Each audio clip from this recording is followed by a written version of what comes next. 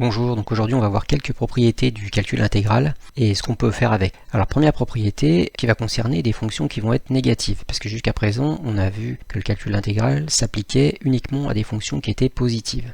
Donc on nous dit, soit f une fonction continue et négative sur un intervalle AB, et c de f sa courbe représentative dans un repère orthogonal. L'aire du domaine D délimité par la courbe c de f, l'axe des abscisses et les droites d'équation x égale a et x égale b, exprimé toujours en unité d'aire, est égal à l'intégrale de a à b de moins f de x dx. Alors, qu'est-ce qu'on veut faire? On a une fonction ici qui va être négative. Ce qu'on veut calculer, c'est la surface entre la courbe, l'axe des abscisses, et puis les deux droites d'équation x égale a et x égale b. Donc ça, c'est comme d'habitude. La seule différence, c'est que la fonction f est au-dessous de l'axe des abscisses. Donc on nous dit que cette surface est égale à l'intégrale de a à b de moins f de x dx. Alors, qu'est-ce que c'est que moins f? Si on essaye de tracer la courbe de moins f, ça va nous donner, ça va être c de moins f. Et donc si on calcule l'intégrale de a à b, c'est-à-dire entre les droites d'équation x égale a et x égale b, de l'intégrale de moins f de x dx, ça va être cette surface-là. Et cette surface, ça va être exactement la même que celle qui est en bleu. Voilà, c'est pour ça qu'on calcule donc l'intégrale de a à b de moins f de x dx. Alors faisons un exemple. Alors f de x est égal à x carré moins 4x moins 1 sur l'intervalle 1, 4, et on donne c de f qui est ici, donc qui est bien en dessous de l'axe des abscisses, c'est-à-dire que f de x est négatif. Et on veut calculer l'aire du domaine D délimité par c de f, l'axe des abscisses et les droites d'équation x égale 1 et x égale 4. X égale 4 c'est ici, x égale 1 c'est ici, et on veut calculer toute cette surface.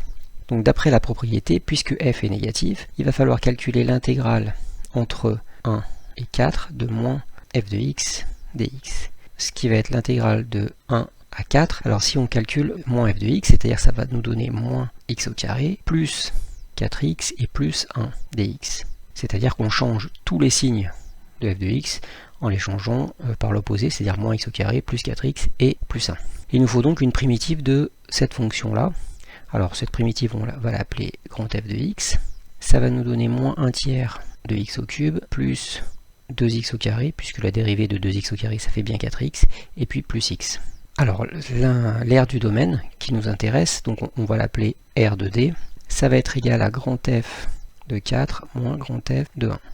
C'est-à-dire moins 1 tiers de 4 au cube, plus 2 fois 4 au carré, plus 4, ça c'est F de 4, moins F de 1, c'est-à-dire moins 1 tiers de 1 au cube, plus 2 fois 1 au carré, plus 1.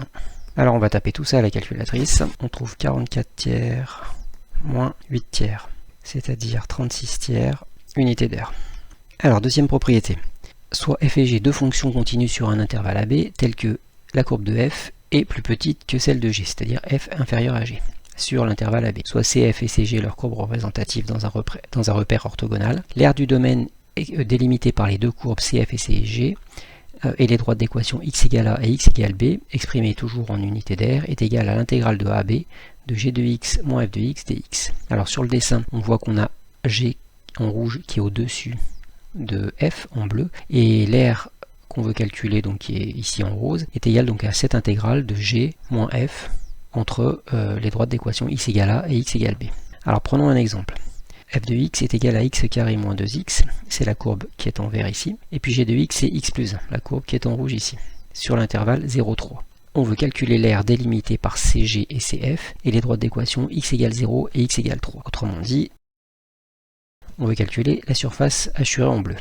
Pour calculer cette surface, on va donc calculer l'intégrale de a à b, alors ici c'est de 0 à 3, de g de x moins f de x, c'est-à-dire x plus 1, moins f de x, c'est-à-dire x au carré, moins 2x dx. Donc ça va nous faire l'intégrale de 0 à 3. Alors on va compter tout ce qu'on peut compter, on va placer le x au carré en premier, donc ça va nous donner moins x au carré. On a x moins 2x, c'est-à-dire plus 3x, et puis plus 1 qui va être tout seul.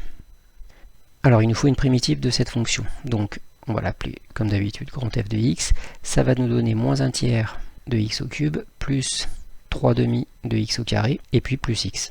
Et donc on va devoir calculer grand f de 3 moins grand f de 0. Alors tout ça, ça va nous donner, pour grand f de 3, ça va nous donner moins 1 tiers de 3 au cube, plus 3 demi fois 3 au carré, et plus 3. f de 0, comme il y a x qui intervient partout, ça va faire 0. Donc ça, on va le taper à la calculatrice, et on trouve 7,5 unités d'air. Alors, pour la prochaine fois, essayez de faire cet exercice, le 50, page 162, et puis le 41, et on corrigera dans la prochaine vidéo.